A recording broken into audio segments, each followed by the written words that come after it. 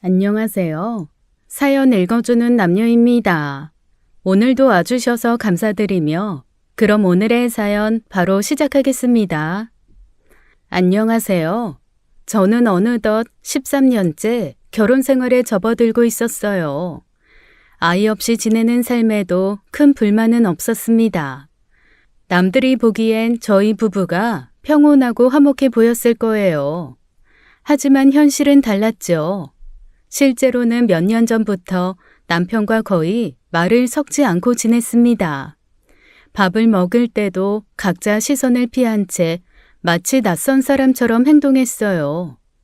저희 부부 사이엔 늘 서먹한 침묵만이 자리하고 있었죠.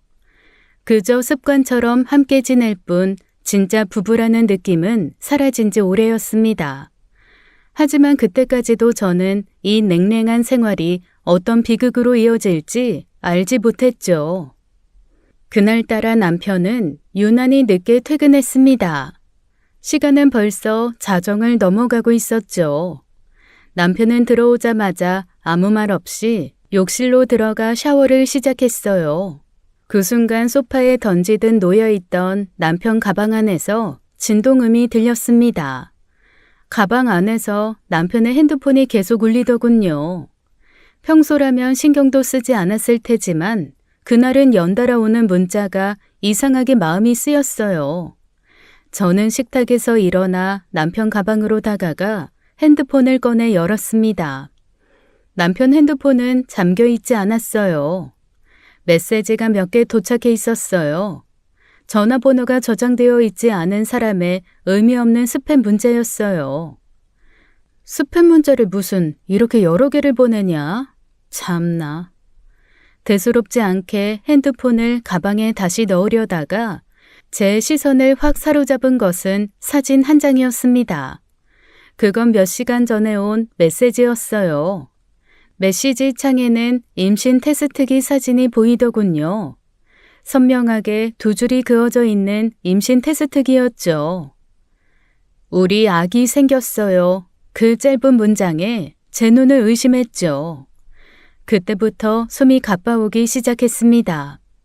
마치 누군가 제 머리를 세게 내리친 듯한 기분이었죠.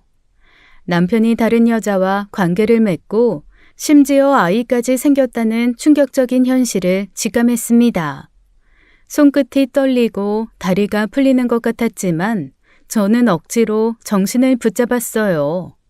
그때 욕실에서 샤워기 물이 꺼지는 소리가 들렸어요.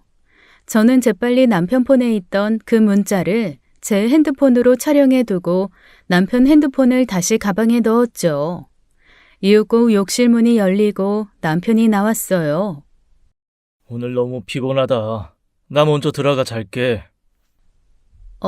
그래. 피곤할 텐데 어서 자. 불은 내가 끌게. 남편이 침실로 들어간 뒤에도 저는 한동안 자리에 멍하니 앉아 있었어요. 오래전부터 끝나가는 결혼 생활을 직감했지만 이런 식으로 나올 줄은 상상도 못했습니다. 저도 가만히 앉아서 당하고 있을 수는 없었죠. 하지만 급하게 움직이지도 않기로 했어요. 이혼이 소송으로 간다면 명확한 증거가 많은 사람이 유리하다는 것을 누구보다 잘 알고 있었으니까요. 차분히 증거를 모아 이혼을 준비하기로 마음먹었어요. 이때까지만 해도 저는 큰 착각을 하고 있었습니다. 그 흔한 외도로 인한 이혼일 줄 알았다는 큰 착각이요. 남편에겐 상상도 못할 엄청난 비밀이 있는 줄 모르고 말입니다. 남편의 숨소리가 깊어지는 걸 확인한 저는 조심스럽게 침대에서 일어났습니다. 미리 준비한 차키를 들고 살며시 현관을 나섰죠. 지하 주차장으로 내려가 남편 차에서 블랙박스 SD카드를 빼냈습니다. 다시 집으로 돌아와 현관문을 열자 어둠 속 거실 소파에 누군가 앉아 있었어요. 순간 덜컥하고 심장이 내려앉는 기분이었죠. 남편이었어요. 불빛 하나 없는 어둠 속에서 저를 가만히 바라보고 있었죠. 지금 어디 갔다 오는 거야? 이 시간에. 그냥 편의점 좀. 잠이 안 와서. 제 대답에 남편은 다시 저를 바라보았습니다. 그러더니 시선을 제 손으로 옮겼죠. 저는 들고 있던 SD카드를 들킬까봐 손을 꽉 쥐었어요. 편의점 갔다며. 근데 왜 빈손이야? 딱히 살 건 없더라고. 그냥 나왔어. 그래? 일찍 자. 남편은 고개를 끄덕이더니 자리에서 일어나 물을 마시러 부엌으로 향했습니다. 남편이 물을 마시고 다시 방으로 들어가 곧 잠에 들었죠. 저는 그제야 깊은 숨을 내쉬었어요. 너무 긴장을 했는지 손끝은 얼음장처럼 차가워졌고 심장은 여전히 뛰고 있었죠. 저는 작은 방으로 들어가 문을 잠그고 노트북을 열었습니다. 떨리는 손으로 블랙박스에 SD카드를 삽입했죠. 블랙박스 영상은 대부분 삭제돼 있었지만 오늘 영상은 아직 남아 있었습니다. 남편이 술을 마시고 아마도 깜빡한 듯 했죠. 이어폰을 끼고 오늘 영상을 틀어보았습니다. 차 안에서 낯선 웃음소리와 대화가 흘러나왔죠. 이것들이 차 안에서 짝짓기를 하는 대화더군요. 그런데 저는 잠시 뒤 놀라운 상황을 알게 되었습니다. 여자가 한 명이 아니었어요. 목소리를 들어보면 분명히 두 명의 여성이었죠. 미친놈, 진짜 가지가지 하는구나. 상간녀 두 명이랑 놀아나? 더러운 새끼. 영상이 흐르는 동안 저는 떨리는 주먹을 꽉 쥐었습니다. 남편의 모든 걸 무너뜨릴 수 있는 완벽하고 엄청난 증거를 잡은 셈이었죠. 그날 이후 며칠간 저는 아무렇지 않은 척 평소처럼 생활했습니다. 남편은 여전히 아무것도 모르는 듯 무덤덤했죠. 그 사이 저는 흥신소에 전화를 걸어 남편의 뒷조사를 의뢰했어요. 위자료 소송을 위해서는 상간녀들 정보도 알아야 했으니까요. 무려 2명이에요.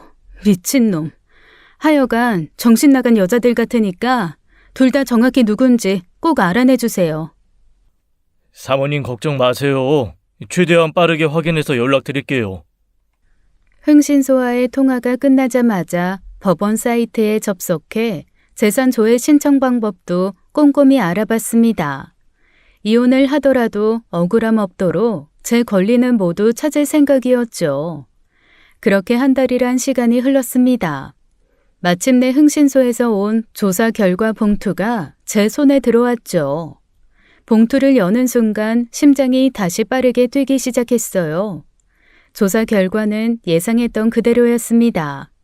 남편과 함께 있던 여자들은 근처 술집에서 일하는 여자들이었죠.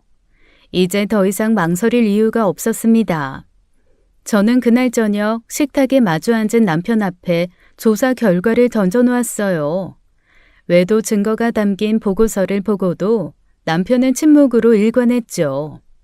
그 순간 남편의 미묘한 표정에서 저는 무언가를 느꼈어요. 제가 알지 못하는 그 무언가가 또 있다는 직감이었죠. 남편의 얼굴에는 전혀 예상치 못한 태연한 미소가 떠올라 있었습니다. 그래, 너 원하는 대로 이혼해줄게. 대신 조용히 끝내자. 협의 이혼하고 재산은 지금 가지고 있는 재산만 가지고 나가는 거야. 무슨 말도 안 되는 소리야? 당신 사업하면서 그동안 번 돈, 그것도 나눠야지. 당신이 어떻게 그 사업을 시작할 수 있었는지 잊었어? 돈 없어. 요즘 사업도 힘들어서 나 땡전 한 푼 없는데. 뭔 헛소리야. 좋은 차에 좋은 옷에 돈 펑펑 쓰더니 갑자기 돈이 없어? 내가 지금 그 말을 믿을 것 같아? 믿기 싫으면 네가 뒤져봐. 나오면 가지든지. 남편의 수입을 생각하면 남편의 말은 절대 거짓말이었어요. 그제야 남편이 노린 게 이거구나 생각했습니다. 남편의 뻔뻔한 태도에 제 속은 부글부글 끓어올랐죠. 철저하게 준비했다고 생각했지만 아니었어요. 제가 당한 거죠. 저는 이성을 잃지 않으려 애쓰며 남편을 똑바로 쳐다보았습니다. 당신 지금까지 번 돈이 얼만데 그걸 다 어디다 썼다는 거야? 그럼 어디에 썼는지 그거라도 말해봐. 어딘가에 썼겠지. 내가 좀 사치스럽잖아. 살면서 쓰다 보면 없을 수도 있지. 안 그래? 지금 그게 말이니? 그렇게 말하면 끝이라고 생각해? 내가 없는 걸 있다고 할 순 없잖아. 뒤져보라니까. 통장 까줘. 막 나가는구나. 그래, 좋아. 오랫동안 준비한 것 같은데 누가 이기나 보자. 그래. 네가 알아서 밝혀봐. 마음대로 캐고 뒤져. 난 돈 없으니까. 남편의 당당한 모습에서 저는 깨달았습니다. 쉽지 않은 싸움이 될 거라고요. 이제 저와 남편 사이는 전쟁이었습니다. 저는 결코 이렇게 당한 채로 끝내지 않을 생각이었어요. 그러던 어느 날이었어요. 남편과의 이혼 소송을 준비하며 바쁜 하루를 보내던 중이었습니다. 갑자기 흥신소 직원에게서 전화가 걸려왔죠. 직원의 목소리는 이전과 달리 굉장히 불안하고 놀라서 흥분해 있었어요. 저기 비상이에요. 충격적인 소식이 하나 있습니다. 네? 뭔데요? 뭔데 그렇게 흥분하셔서? 남편분 강민수 씨가 최근에 경찰 조사를 받았다고 합니다. 경찰 조사요? 뭔데요? 살인사건 관련으로요. 네? 지금 뭐라고요? 지금 그게 무슨 말씀이세요? 누가 죽었는데요? 순간 온몸에 소름이 돋았습니다. 남편이 끔찍한 사건에 연관됐다는 건 정말로 전혀 상상하지 못했던 일이었어요. 그게 강민수 씨 따로 만나던 여자가 있었던 것 같습니다. 따로 만나던 여자라뇨? 그 술집 여자들 말고 또 있어요? 네, 조사하다 보니까 진짜 내연녀가 있더라고요. 그런데 그 여자가 얼마 전에 죽었습니다. 남편분은 용의자였고요. 용의자요? 흥신소 직원들은 그 이후 제 의뢰에 따라 남편의 숨은 재산을 조사하고 있었어요. 그러다가 남편에게 진짜 내연녀가 따로 있었다는 사실을 알아낸 거였습니다.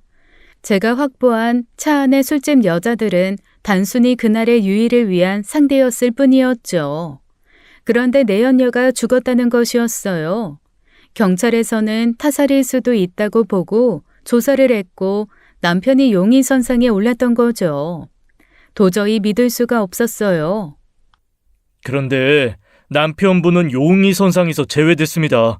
확실한 알리바이가 있었거든요. 알리바이요? 그게 대체 뭔데요? 사건 발생 시각에 남편분이 차 안에서 외도 중이었거든요. 사모님께서 가정법원에 증거로 제출하신 그 증거요. 그게 결정적인 알리바이였답니다. 그러니까 뭔가요? 제가 이혼 소송을 위해 가정법원에 제출한 차 안 외도 증거 덕분에 남편은 혐의를 벗은 거였어요. 그 증거로 인해 완벽한 알리바이가 생겨 혐의에서 풀려났다는 것이었습니다. 순간 어지러움을 느끼며 다리에 힘이 빠졌어요. 그때 저는 처음으로 남편에 대한 공포가 느껴졌어요. 이유는 잘 모르겠지만 저는 이 싸움이 단순한 이혼 소송이 아니라는 것을 느끼게 되었죠. 남편은 제가 이혼을 선언한 이후 집에도 들어오지 않고 있었습니다. 대체 어디서 뭐라고 다니는지 알 수도 없었죠. 그리고 다음 날 아침이었습니다. 저는 일단 이 집을 떠나 원룸을 잡고 소송을 이어갈 생각이었어요. 짐을 정리하는 그 순간 현관 비밀번호 누르는 소리가 들렸죠. 순간 남편이 돌아왔나 싶었습니다. 그런데 아니었어요. 현관에는 뜻밖에도 시어머니가 서 계셨습니다. 잔뜩 화가 난 얼굴로 저를 노려보고 계셨죠. 어머님, 이렇게 이른 시간에 무슨 일이세요? 너 민수한테 이혼하자고 했다고? 네가 감히 누구한테 이혼을 운운해? 먹여주고 채워줬더니 배은망덕한 것 같으니라고. 남편은 이미 다 말한 듯 했습니다. 사실 시어머니와 저는 사이가 좋지 못했어요. 시어머니는 엄청 아들을 챙기는 분으로 제가 남편 내조를 못한다고 언제나 불만이 많으셨죠. 저를 밀치듯 안으로 들어온 시어머니의 손에 뭔가 들려 있었습니다. 시어머니는 거칠게 봉투를 테이블 위에 던졌어요. 열어봐라.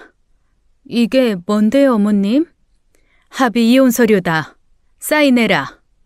봉투에서 나온 것은 다름 아닌 합의 이혼 서류였습니다. 남편이 뒤에서 조종하고 있다는 걸 알게 되었죠. 민수 명의로 된 재산은 없다. 평생 일만 했는데 너 먹여 살리느라 알거지야. 그러니까 이제 너도 그만 민수 괴롭히고 네 명의 것만 챙기고 조용히 끝내라. 남편한테 이야기 다 들으셨나 봐요. 그럼 왜 이혼하는지도 들으셨어요? 그렇게 돈이 없는 사람이 술집 여자를 2명이나 끼고 놀아요? 퍽이나 제가 믿겠네요. 그리고 남편 사업, 저희 아빠 돈 들어간 사업이었어요. 그런데 그냥 조용히 끝내라고요? 아니요. 저 절대 그렇게 못해요. 적어도 아빠 돈만큼은 반드시 돌려받을 겁니다. 네, 맞아요. 결혼 초 남편이 사업을 시작할 때 친정아빠가 남편 사업 자금을 대주었어요. 그런데 이제 와서 돈 없다고 그냥 이혼하자고 하니 누가 그냥 이혼을 하나요? 무엇보다 돈이 없는 것도 아닐 텐데 말이죠. 제 반응에 시어머니의 얼굴이 더욱 울그락불그락했죠.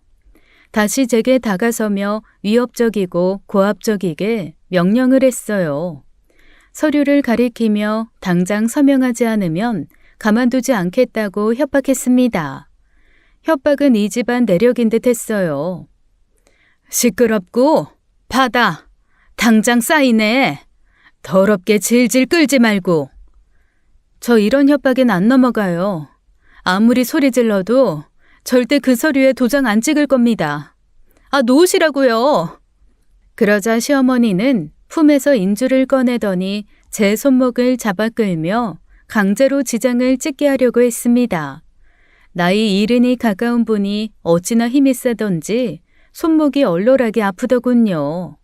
도저히 참을 수 없었던 저는 서류를 빼앗아 그 자리에서 갈기갈기 찢어버렸습니다. 보란듯이 서류 조각들이 허공에 널려 뿌려졌죠. 잠시 정적이 흘렀고 시어머니는 아주 죽일 듯 저를 바라보았습니다. 저 역시 시어머니의 눈을 똑바로 바라보며 물러서지 않았죠. 더는 참을 수 없었던 저는 현관문을 활짝 열었어요. 당장 나가세요. 나가시라고요. 시어머니는 그런 저를 노려보며 씩씩거릴 뿐 나가지는 않았습니다. 그래서 제가 더욱 강경한 눈빛을 보내며 나가지 않으면 경찰을 부르겠다고 했죠. 그러면서 시어머니를 잡아 끌어 현관 밖으로 내보냈어요. 어디서 감히 네가 나한테? 너희지. 꼭 대가 치르게 될 거다. 진짜 두고 봐. 내가 너 가만 안 둬. 지금 도장 안 찍은 거 넌 평생 이날 후회하게 될 거다. 문이 닫히자 온몸에서 힘이 빠졌습니다. 솔직히 이런 상황들이 무섭긴 했어요. 분노와 두려움이 뒤엉킨 채 손끝이 가늘게 떨리고 있었죠. 하지만 저는 마음을 굳게 먹었습니다. 지지 말자고요. 시어머니의 협박 사건 이후 저는 곧바로 짐을 싸서 집을 나왔습니다. 더는 그 집에서 하루도 버틸 수 없었죠. 가까운 곳에 원룸 하나를 급히 구해 들어갔습니다. 세간살이는 최소한으로만 챙겼어요. 낯선 방에 누워있자니 마음이 무거워졌죠. 하지만 이제부터는 감정이 아니라 행동이 필요했습니다. 저는 곧장 법원에 재산조회 신청을 접수했습니다. 남편이 숨긴 재산을 하나하나 밝히기 위한 시작이었죠. 변호사와 함께 자료를 정리하며 본격적인 소송 준비에 들어갔어요.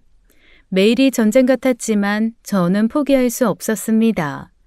그런데 어느 날 밤 누군가 원룸 초인종을 눌렀어요. 찾아올 사람이 없을 텐데 싶어 문을 열자 놀랍게도 남편이 서 있었습니다.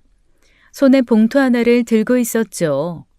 의외로 침착한 표정이었기에 저는 더 긴장됐어요. 뭐야? 내가 여기 사는 거 어떻게 알았어? 여기 주소는 어떻게 알아낸 거야? 누가 알려줬어? 내가 알고 싶으면 다 알 수 있는 거야. 마음만 먹으면 다 알 수 있다고. 무슨 말인지 알겠어? 왜 왔는데? 이혼. 깔끔하게 끝내자. 위자료 포함해서 1억 줄 테니까 협의 이혼해. 시끄럽게 소송이니 뭐니. 사람 귀찮게 하지 말고 도장 찍어. 돈 없다더니 갑자기 1억이 생기네? 대출 받아줄 테니까 감사합니다 생각하고 도장이나 찍어. 다 너를 위해서 하는 말이야. 괜히 사람 건드리지 말고. 웃기지 마. 당신 아직도 나한테 숨기는 거 많다는 거 나 다 알아. 1억? 우리 아빠가 당신한테 준 거에 비하면 그거 껌값이야. 또 시작이네. 이제부터는 나도 가만 안 있어. 다시는 이 집에 얼씬도 하지 마. 아참, 그리고 당신, 이혼소송 때 당신이 이 집 주소 어떻게 알아냈는지도 판사한테 제대로 설명해야 할 거야. 알아들어? 남편의 제안이야말로 이놈이 숨긴 재산이 더 있다는 결정적 증거라 생각했습니다. 남편이 보인 여유 있는 태도는 저를 더욱 분노하게 했죠. 남편이 돌아간 뒤에도 분노로 잠을 이루지 못했습니다. 지금 생각해보면 제 실수였어요. 제 위치가 남편에게 노출되었을 때 도망을 갔었어야 했죠. 하지만 이때는 남편이 그렇게 막 나가는 상황이라는 것을 저는 몰랐습니다. 다음 날 아침 저는 변호사 상담을 위해 원룸을 나섰습니다. 엘리베이터 대신 계단을 이용하려고 복도 끝으로 향했죠. 현관문을 닫고 채 몇 걸음 가지 않았을 때였어요. 갑자기 뒤에서 딸칵 소리와 함께 방화문이 세차게 열렸습니다. 순간 등 뒤로 강한 충격이 느껴졌죠. 저는 중심을 잃고 그대로 계단 아래로 굴러 떨어졌습니다. 몸이 계단에 부딪히며 튕겨나갈 때 뼈가 부서지는 듯한 고통이 느껴졌죠. 머리를 어디에 세게 부딪혔는지 정신이 아득해졌어요. 잠시 뒤 계단 아래에서 눈을 뜨니 주변이 흐릿하게만 보였습니다. 누군가가 다급하게 제게 다가오며 말을 걸고 있었죠. 괜찮으세요? 숨 쉴 수 있어요? 어디 다치신 데 없어요? 살려주세요. 제발 숨이 안 쉬어져요. 119가 도착한 건 그로부터 얼마 지나지 않아서였습니다. 구급대원들은 저를 조심스럽게 들것에 실어 병원으로 옮겼죠. 의식은 있었지만 머리가 띵하고 속이 메스꺼웠습니다. 나중에 알고 보니 제가 쓰러지면서 초인적으로 119에 스스로 구조 전화를 했대요. 저는 뇌진탕으로 기억에도 없는데 말이죠. 응급실에서 검사를 받고 나니 다행히 큰 골절은 없다고 했어요. 다만 뇌진탕 증상이 있어 며칠간 입원해야 했죠. 침대에 누워 천장을 바라보며 저는 생각에 잠겼습니다. 방화문이 열릴 타이밍, 누군가의 발소리, 그리고 등 뒤의 충격. 그건 단순한 사고가 아니었어요. 누군가 의도적으로 저를 밀었다는 강한 확신이 들었죠. 저 혼자 넘어진 거 절대 아니에요. 계단에서 누가 절 밀었어요. 이거 그냥 사고 아니에요. 밀리셨다고요? 그게 확실하신가요? 누가요? 누가 밀었는지 보셨어요? 보지는 못했어요. 그런데 확실히 느낌이 이상했어요. 발소리도 들렸고 등 뒤에서 갑자기 누가 확 밀었어요. 이거 조사 좀 해주세요. 제발요. 경찰은 상황을 적어가며 제 말을 진지하게 들었습니다. 다만 낡은 오피스텔 건물이었기에 제 집을 비추는 CCTV는 없었어요. 뭐 아파트들도 마찬가지지만요. 심지어 입구에 있는 CCTV에는 누군가 붙여놓은 전단지로 촬영이 안 되었다고 하더군요. 이건 단순한 넘어짐이 아니라 명백한 위협이라는 생각뿐이었습니다. 아니, 죽이려는 의도가 있었던 거죠. 그때 남편의 얼굴이 떠올랐어요. 그리고 죽은 남편의 상간녀 얼굴도 떠올랐습니다. 아마 이때부터였던 것 같아요. 내 상황이 정말 무서운 상황이구나. 까딱 잘못하면 이혼 소송에서 승소하기 전에 저승 탐방이 먼저겠구나 하고요. 그때 딱 몸으로 알게 된 거예요. 입원한 지 둘째 되는 날이었습니다. 약기운 때문인지 아침부터 머리가 멍하게 맴돌았죠. 간호사가 회진을 마치며 병실은 조용해졌습니다. 혼자 천장을 바라보며 시간을 보내고 있었어요. 그때 누군가 벽을 두드리는 소리가 났죠. 면회 시간도 아니었고 올 사람도 없기에 저는 조금 놀랐습니다. 문 쪽을 바라보니 처음 보는 낯선 여자가 서 있었어요. 모자에 마스크까지 눌러쓴 모습이 어딘지 조심스러워 보였습니다. 저는 그 모습에 잔뜩 겁을 먹었죠. 그 사람은 주변을 두리번거리다가 제 침대 가까이 다가왔어요. 그리고는 낮은 목소리로 제 이름을 불렀습니다. 저는 경계심을 가지고 누구냐고 물었죠. 그녀는 잠시 뜸을 들이더니 조심스럽게 말을 꺼냈습니다. 저 갑자기 찾아와서 죄송해요. 그 사람 강민수 씨랑 사모님 몰래 만났던 여자, 그 여자 동생이에요. 네? 뭐라고요? 잠깐만요. 아가씨가 이혜진 동생이라고요? 그런데 여기를 어떻게 알고 오신 거예요? 사실 사모님 원룸에 먼저 갔다가 사모님이 구급차에 실려가는 거 봤어요. 그날 이후 계속 망설였는데 그래도 꼭 말씀드려야 할 것 같아서 찾아왔어요. 뭘요? 뭘 말해야 할 것 같았는데요? 그쪽 언니 때문에 제 인생 꼬인 거 미안하다고요? 그런 것도 있지만 더 큰 이유는 다른 거예요. 절대 남편분, 강민수 그 인간 믿지 마세요. 그날 사모님이 계단에서 떨어진 것도 전부 그 사람이 꾸민 일이라고 전 확신해요. 절대 우연 아니에요. 그 여자의 말에 저는 숨이 턱 막히는 느낌이 들었습니다. 계단 사고가 떠오르며 등줄기를 타고 한기가 퍼졌죠. 하지만 저는 여전히 이 여자의 정체를 의심하고 있었어요. 정말 남편 내연녀의 동생이라는 그 말이 사실인지도 모르겠고 무엇보다 왜 제게 이런 말을 하는지도 이해가 안 갔으니까요. 죄송하지만 전 그쪽 말 하나도 못 알아듣겠네요. 막말로 그쪽이 누군지도 확실치 않잖아요. 그런데 왜 절 돕겠다는 건지 이해가 안 가네요. 저도 알아요. 저를 믿기 어려우시겠죠. 저 언니가 그런 짓 한 거 몰랐어요. 진심으로요. 대신 정말 죄송합니다. 언니 대신 제가 사과드릴게요. 근데요. 손가락질 당할지언정 언니가 죽을 만큼 죄를 지은 건 아니잖아요. 저 그쪽 남편 강민수 계속 미행해왔어요. 수상해서요. 그래서 사모님 원룸 위치도 알 수 있었고요. 전 그 사람이 언니를 그렇게 만들었다고 확신해요. 그러더니 그 여자는 가방에서 망가진 휴대폰 하나를 꺼내 보였습니다. 자기 언니의 휴대폰이라고 하더군요. 여자는 남편의 상간녀인 자신의 언니 장례를 치르고 난 이후 안에 남겨진 문자를 보았다고 말했습니다. 그 문자를 보고 언니가 유부남을 만나고 있다는 것도 알았다고 하더군요. 언니, 죽기 전에 그날 갑자기 이상한 카톡을 보냈어요. 마치 유언처럼. 근데 언니 그런 사람이 아니었거든요. 죽을 이유도 없었고요. 무엇보다 언니가 원래 맞춤법도 잘 틀리고 카톡할 때 띄어쓰기 절대 안 해요.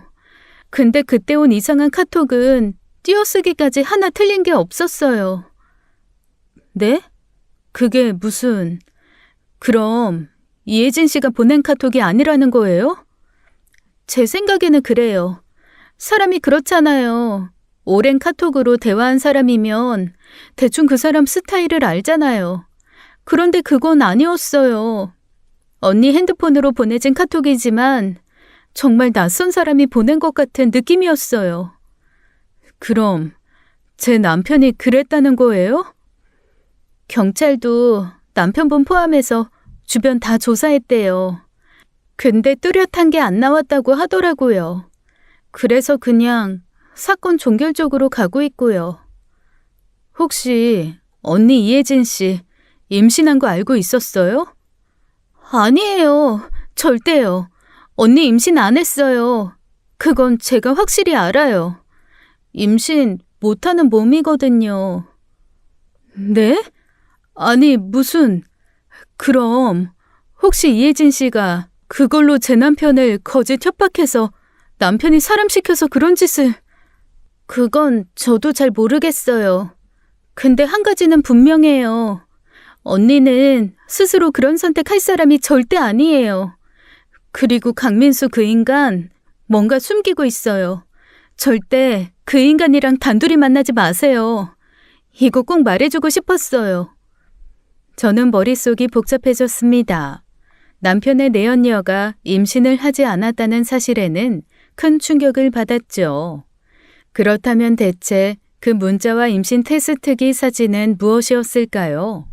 저는 그동안 내연녀가 그것을 이용해 남편을 협박했다고 생각했었어요. 내연녀 동생의 말을 듣고도 그저 자기 언니 일이기에 그렇게 생각할 뿐이라고 저는 생각했죠. 팔이 원래 안으로 굽는 거잖아요. 다만 저도 한 가지 의견에는 동의했어요. 남편이 무언가를 숨기고 있다는 사실이요. 꼭 조심하세요. 저희 언니처럼 되지 않도록요. 언니가 사모님에게 한 일이 너무 미안해서 이 말 꼭 해주고 싶어서 찾아왔었어요. 제 진심이에요. 그러더니 서둘러 병실을 나가버리더군요. 그 여자가 나간 이후 저는 더 머리가 아팠습니다. 무언가 사건이 뒤엉켜 있는 듯한 느낌이었어요. 저는 그 당시에는 알지 못했습니다. 제가 이미 사건의 반전이 되는 내용을 저도 모르게 알고 있었다는 사실을요. 퇴원하던 날 아침 저는 무거운 마음으로 침대에서 일어났습니다. 이번 기간 내내 머릿속을 떠나지 않았던 불안감이 점점 커져갔죠. 무언가 더 큰일이 벌어질 것 같은 불길한 예감이 계속 들었어요. 솔직히 많이 무섭기도 했어요. 그래서 퇴원하기 전날 남동생에게 전화를 걸었죠. 그동안 친정 부모님이 걱정하실까봐 친정 식구들에게는 말하지 않고 있었거든요. 저는 동생에게만 간단히 상황을 설명하고 부모님에게는 일단 비밀로 하고 당장 집으로 와달라고 했습니다. 남동생은 제 이야기를 듣고는 아무것도 묻지 않았습니다. 그저 무뚝뚝하게 알겠다고만 했죠. 저는 그 말이 든든했어요. 그리고 다음 날 남동생이 병실로 찾아왔습니다. 동생을 보자 마음 한켠이 놓였죠. 그래도 대학 때까지 운동을 한 녀석이라 듬직했거든요. 남동생은 말없이 제 짐을 들어주었고 저를 원룸까지 데려다 주었습니다. 엄마 아버지한테는 내가 알아서 잘 말해놨어. 걱정 안 하시게. 미안해. 괜히 너까지 끌어들여서. 됐어. 그런 말 하지 말고 당분간 나랑 같이 지내. 누나 혼자 두기엔 좀 그래. 너 회사는? 그냥 여기서 출퇴근하면 되지 뭔 걱정이야. 왕복 4시간이 넘는데? 참나. 지금 그걸 걱정할 때냐? 아유, 됐어. 신경 쓰지 마. 그렇게 남동생은 며칠 동안 제 원룸에서 함께 지냈습니다. 침대는 하나뿐이라 동생은 바닥에 이불을 펴고 잤죠. 동생은 아침 일찍 출근하고 저녁이면 장을 봐서 돌아왔어요. 저는 그 사이 서둘러 좀 멀리 떨어진 다른 집을 알아보았죠. 그러면서 변호사를 통해 이혼 소송도 진행했고요. 하지만 소송이라는 게 금방금방 끝나는 게 아니더라고요. 저는 그러는 동안 여전히 긴장 속에 있었죠. 동생이 나가고 집에 혼자 있을 때는 늘 문단속을 철저하게 했어요. 혼자서는 절대 바깥에 나가지도 않았죠. 당연히 배달 음식 같은 것도 시키지 않았습니다. 사람이 없는 듯 조용히 있었어요. 잠금 장치도 이중으로 확인하는 게 습관처럼 되었죠. 그러던 어느 날 남동생이 늦는다는 연락을 해왔습니다. 회사에서 긴급한 일이 생겨 숙직을 해야 한다는 이야기였죠. 동생도 동생의 일이 있으니 그러라고 했어요. 불안감을 애써 누르며 저녁 식사를 마치고 샤워를 했습니다. 밤늦게까지 잠에 들지 않아서 핸드폰으로 유튜브를 보다가 저도 모르게 깜빡 잠이 들었어요. 시간이 얼마나 흘렀을까요? 매캐한 냄새가 제 코로 흘러들어왔습니다. 부비정 눈을 떠보니 세상에 현관문 사이로 검은 연기가 흘러들어오고 있었죠. 복도에서는 불이야 하는 외침이 들려왔습니다. 저는 황급히 문을 열고 복도로 나가려고 했어요. 하지만 문 손잡이가 너무 뜨거워 잡지도 못했죠. 보니까 복도 쪽 창문에 불길이 어마어마하게 올라오고 있었습니다. 문을 열고 나갈 상황이 절대 아니었죠. 점점 문틈으로 검은 연기가 정말 무시무시하게 흘러들어오고 있었어요. 그 연기를 한 모금 마시자 정신이 아찔해지면서 바로 몸이 휘청이더군요. 정말 그 순간 살아야겠다는 본능만이 남았습니다. 저는 망설이다가 베란다 쪽으로 달려갔어요. 창문을 열고 아래를 내려다보았죠. 당시 제가 살던 곳이 4층이었어요. 평상시라면 상상도 못했겠지만 그때는 다른 선택의 여지가 없었습니다. 늦은 밤이라 바닥은 어둑하게 보이지도 않았죠. 저는 그대로 눈을 질끈 감고 몸을 던졌습니다. 떨어지는 순간 모든 소리가 멈춘 듯 했어요. 그리고 곧이어 엄청난 고통이 밀려왔습니다. 숨도 못 쉴 정도로 고통이 밀려오며 눈이 감겼죠. 기절하기 직전 어렴풋이 한 장면이 눈에 들어왔습니다. 건물 맞은편 골목 어귀에 누군가가 서 있었어요. 그 그림자는 낯익은 실루엣이었죠. 분명 시어머니 같았어요. 어둠 속에서 건물을 가만히 바라보고 있었습니다. 그리고 저는 정신을 놓았죠. 정신을 차린 건 병원이었어요. 몸 여기저기에 통증이 느껴졌지만 살아있다는 게 기적 같았죠. 다친 발목을 또 다쳐 완전히 부러졌다고 하더군요. 다음 날 경찰이 병실로 찾아왔습니다. 자연적인 불이 아니라는 소방서의 판단에 경찰들도 조금씩 조사가 들어가고 있던 거였죠.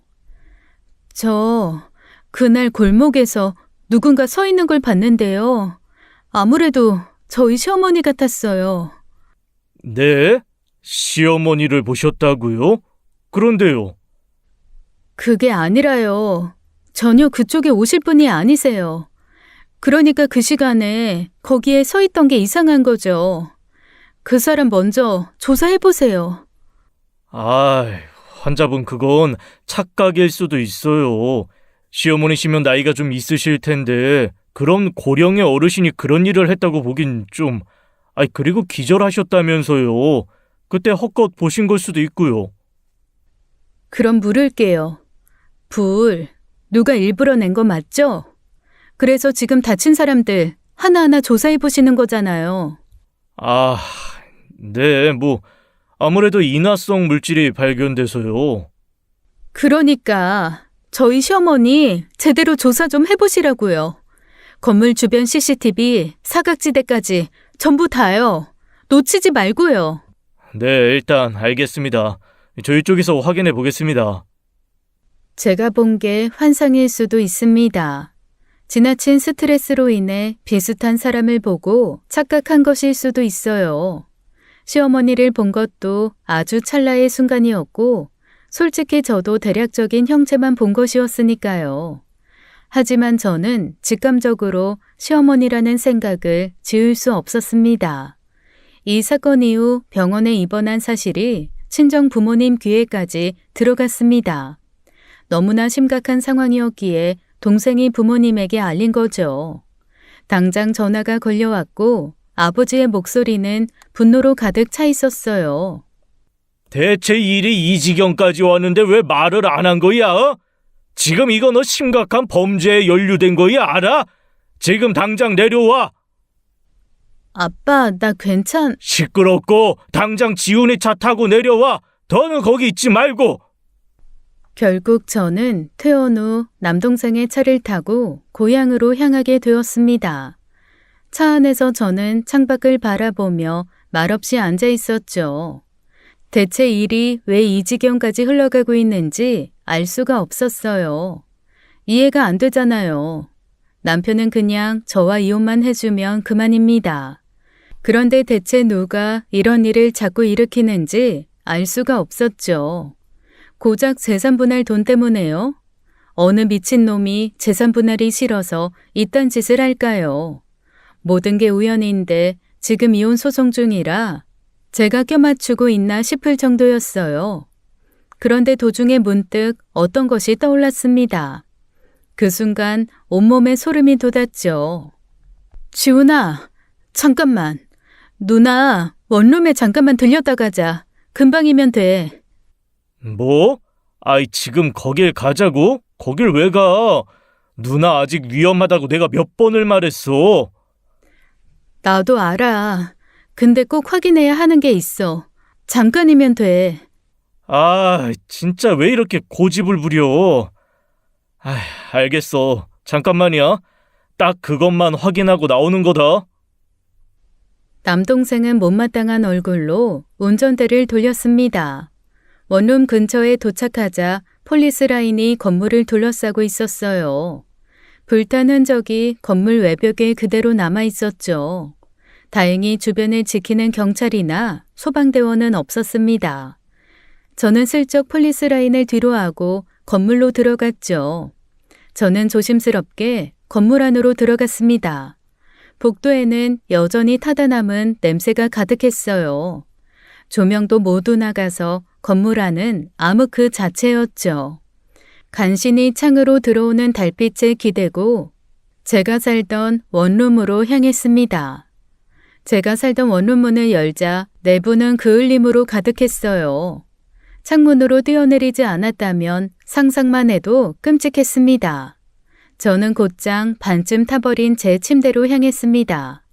그리고 침대 밑으로 몸을 숙여 그 안에 있는 오르골을 하나 꺼냈어요. 철제 오르골이기도 하고 그곳까지는 불길이 안 닿았는지 멀쩡하더군요. 다행이다 싶어 그것을 가방에 넣는 순간 화장실 쪽에서 쩌적하는 기분 나쁜 기척이 느껴졌습니다. 숨소리도 제대로 못 내고 어두움이 드리운 화장실 쪽을 바라보았어요. 번뜩이는 눈이 창문으로 들어온 달빛에 반사되어 저를 바라보고 있었죠. 온몸에 소름이 돋으며 반사적으로 그곳을 도망쳐 나가려고 했습니다. 그때였어요. 누군가 제 목을 움켜쥐었죠. 저는 비명을 지를 틈도 없이 목졸림을 당했습니다. 그 순간 문이 벌컥 열리며 남동생이 들이닥쳤어요. 건물 근처에 주차를 할 곳이 없어서 조금 먼 곳에 주차를 하고 달려온 동생이었죠. 동생은 단숨에 제 목을 조르던 사람을 제압했습니다. 그리고는 주머니에서 핸드폰을 꺼내 그 사람을 비추었죠. 저는 그 사람의 정체에 기겁을 했어요. 놀랍게도 저를 공격한 그 사람은 시어머니였습니다. 시어머니는 동생에게 제압당해 바닥에 버둥거리고 있었어요. 동생도 시어머니를 확인하고는 놀라서 손을 풀어주었죠. 그때 시어머니가 갑자기 기괴하게 바닥을 기어가기 시작했어요. 보니까 바닥에 떨어진 제 가방에서 오르골이 떨어졌는데 그 안에 넣어둔 블랙박스 SD카드가 나와 땅에 떨어져 있더라고요. 시어머니는 그걸 낼름주어 미친 사람처럼 입에 넣으려고 했어요. 그때 동생이 시어머니 손을 발로 차서 막았죠. 다시 떨어진 SD카드를 제가 급하게 주워들어 주머니에 넣었습니다. 내놔! 그거 이리 내놔! 다시 제게 달려드는 시어머니를 동생이 가볍게 잡아 제압했죠. 동생과 저는 서로를 바라보며 어안이 벙벙했어요. 무슨 귀신 들린 사람처럼 행동하며 소리를 지르는 시어머니 때문에 손이 바들바들 떨렸습니다. 저는 바로 경찰에 전화를 걸었죠. 시어머니는 그날 현장에서 체포되었습니다. 경찰은 곧바로 살인미수 혐의로 시어머니 조사를 시작했어요. 그런데 웃긴 게 시어머니는 그 어떤 부정도 하지 않았어요. 오히려 무표정한 얼굴로 경찰의 질문에 묵묵히 대답했죠. 제가 미워서 진짜로 죽이려고 했대요. 경찰들도 시어머니의 그런 모습에 당황을 했죠. 저도 그 모습에 섬뜩함을 느꼈습니다. 그런데 저는 저런 시어머니의 모습이 이해가 되지 않았어요. 처음부터 저를 해치려고 온 사람의 목적이 아니었잖아요. 제가 언제 나타날 줄 알고 불탄 원룸에서 저를 기다리고 있나요?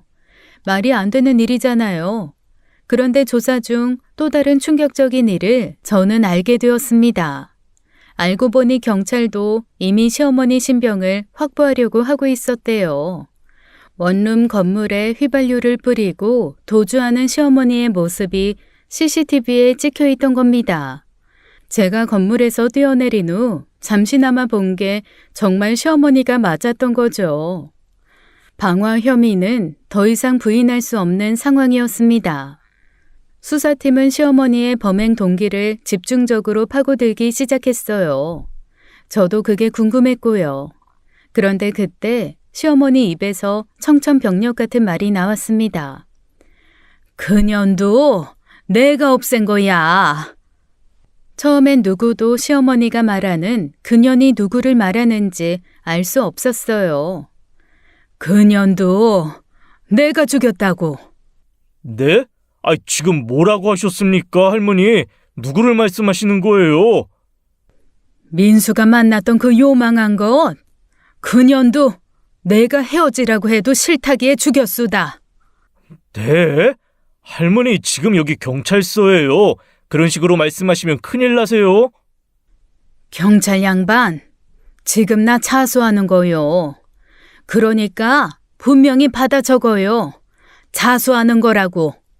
이혜진 그거 내가 죽였수다. 네. 참나. 이 자백으로 인해 경찰서는 정말 충격과 혼돈 그 자체였죠.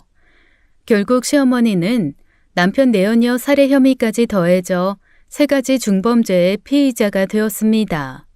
살인미수, 현주, 건조물 방화, 그리고 살인이요. 결국 구속되어 본격적인 조사를 받게 되었어요. 저는 경찰서를 나오며 말을 잃었어요. 당시 시어머니 나이가 60이 조금 넘었을 때예요. 그런데 이 모든 것을 시어머니가 했다는 게 납득하기 어려웠고 그저 무서웠습니다. 사람이 어떻게 저렇게까지 할 수가 있나 싶어서요. 그렇게 사건을 뒤로하고 저는 친정집으로 돌아왔어요. 그동안 너무 긴장을 하고 스트레스를 받아서인지 내리만 하루를 잤죠. 자고 일어나니 몸은 회복되어 가고 있었고 머리도 꽤나 맑아졌어요. 그동안 수면 부족이라 생각을 제대로 못했는데 푹 자고 나니 그동안의 사건들이 선명하게 되살아났습니다. 자면서도 꿈에 나올 정도로 시어머니의 행동이 계속 마음에 걸렸어요. 도대체 왜 그토록 필사적으로 그런 기괴한 행동을 한 걸까 싶었죠. 저는 다시 하나하나 처음부터 짚어보기로 했어요. 제일 먼저 떠오른 건 처음이었습니다. 남편의 외도를 처음 알게 된 그날 밤 저는 남편 핸드폰에서 상간녀의 문자를 확인했죠. 그날 남편의 핸드폰은 잠금이 풀려 있었습니다. 생각해보니 그것도 이상했어요. 남편은 원래 지문 인식까지 설정해두는 사람입니다. 직업 특성상 보안에 철저했던 사람이었거든요. 그런 남편의 핸드폰이 그냥 열려 있었다는 건 남편이 일부러 그렇게 만든 것일 수도 있다는 생각이 들었어요. 당시엔 외도의 충격이 커서 깊이 생각하지 못했지만 지금은 모든 게 수상했어요. 저는 다시 블랙박스 SD카드를 꺼내 컴퓨터에 연결했죠. 모든 장면을 처음부터 천천히 재생했습니다. 블랙박스 특성상 영상은 차량이 앞만 나왔고 제가 알 수 있는 건 소리뿐이었죠. 차 안에서 남편의 웃음소리가 먼저 들렸어요. 뒤이어 술집 여자들의 목소리가 나왔고 이어지는 낯뜨거운 소리들이 흘러나왔죠. 1시간쯤 흐른 뒤 차문이 열리는 소리가 들렸습니다. 남편과 여자들이 차에서 내려 차 앞으로 걸어 나오더군요. 남편이 여자를 배웅하는 모습도 명확히 찍혀 있었어요. 어두운 밤 가로등 불빛이 남편과 술집 여자들을 비추고 있었죠. 영상의 마지막까지 반복해서 돌려봐도 이상한 점은 없었습니다. 그래도 몇 번이고 계속 반복해서 보았어요.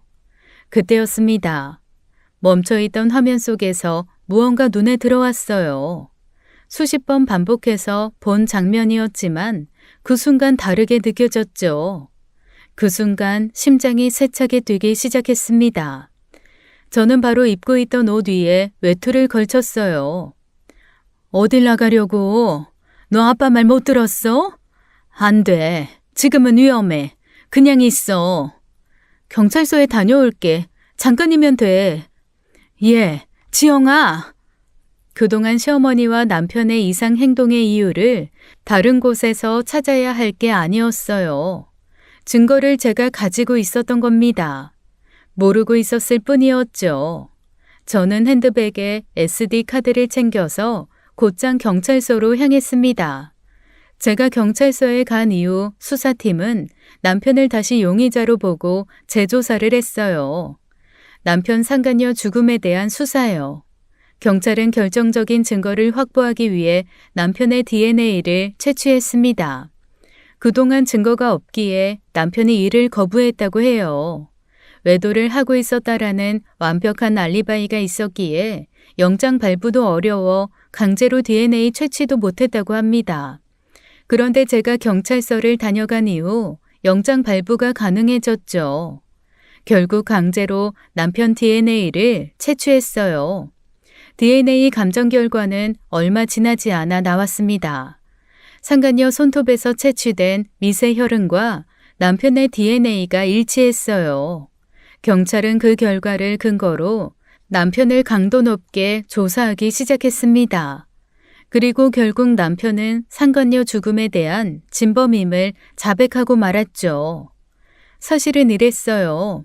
경찰서에 달려간 그날 저는 블랙박스 영상을 다시 돌려보던 중 충격적인 장면을 발견했거든요. 단 1초 아주 짧은 순간이었지만 뭔가 이상했어요. 술집 여자들과 함께 차에서 내리는 장면에서 정면 카메라에 남편 얼굴이 잠깐 찍혀 있었죠. 처음에는 그냥 넘어갔던 장면이었습니다. 그런데 반복해서 보다 보니 이상하다는 생각이 들었어요. 그 얼굴이 아무리 봐도 제 남편 얼굴과 아주 미묘하게 이질감이 있었거든요.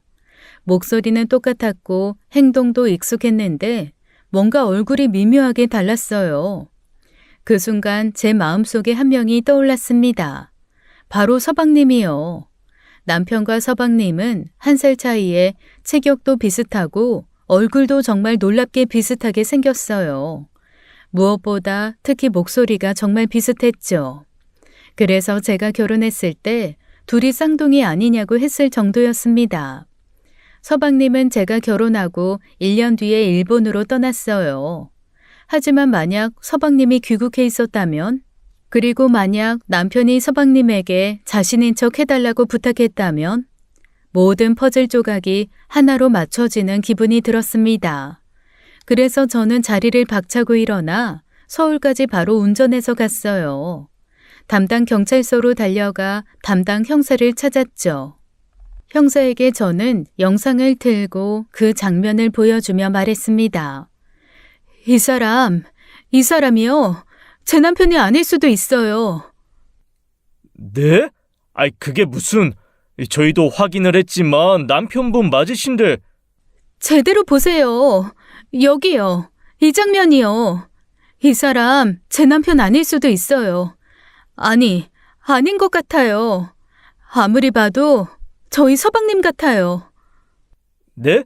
서방님이면 남편분 남동생이요? 아이, 저희도 직접 남편분 보고 확인을 했는데... 아니요. 원래 그 두 사람이 생긴 것도 쌍둥이처럼 비슷하고 무엇보다 목소리가 거의 똑같아요. 서방님이 일본에 있는 걸로 제가 알고 있는데 형사님이 출입국 기록 좀 확인해 보세요.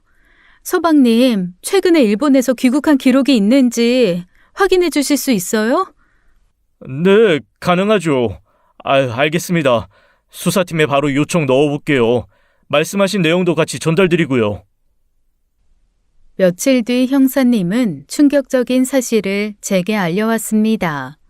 최근 서방님이 조용히 일본에서 귀국했다는 기록이 확인된 것이었죠. 지인들에게 아무 말도 하지 않았고 입국 후에는 은둔하듯 움직였다고 합니다. 경찰은 즉시 서방님을 소환해 조사했죠. 조사 결과 서방님은 놀라울 만큼 쉽게 모든 걸 털어놓았습니다.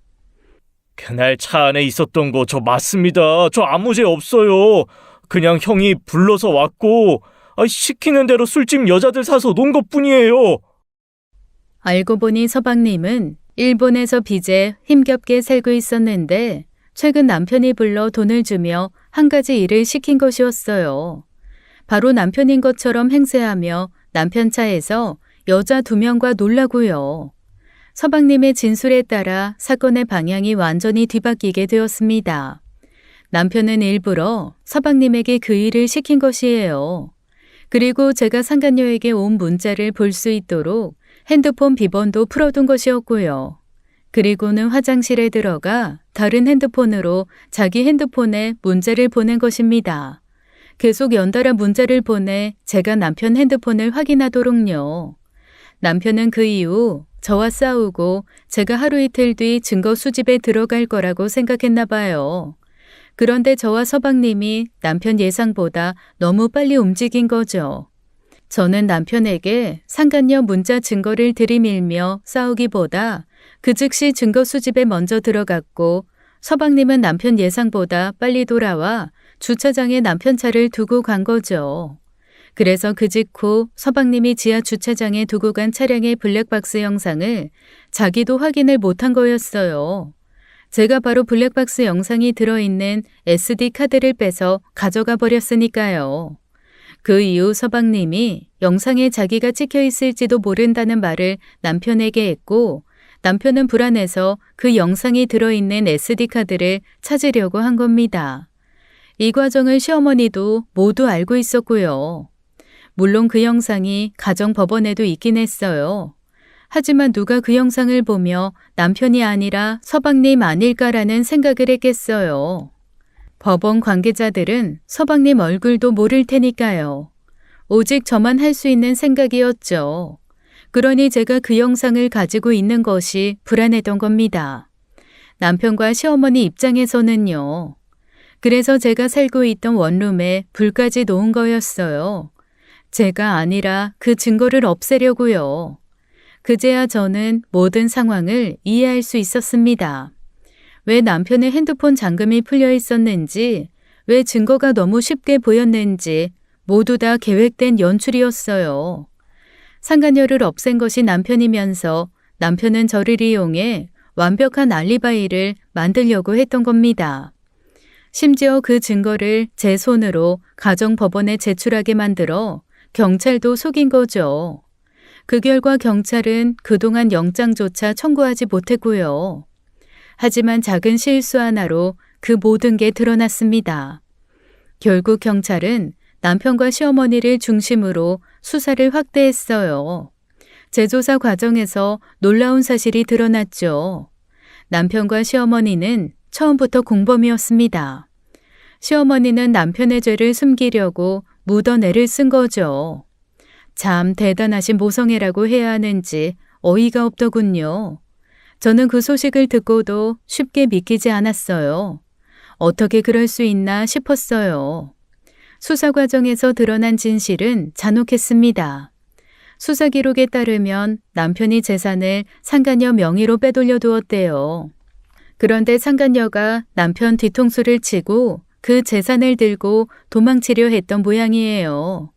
남편은 그 사실을 알고 격분했고 우발적으로 범행을 저질렀다고 진술했습니다. 하지만 남편의 주장은 받아들여지지 않았어요.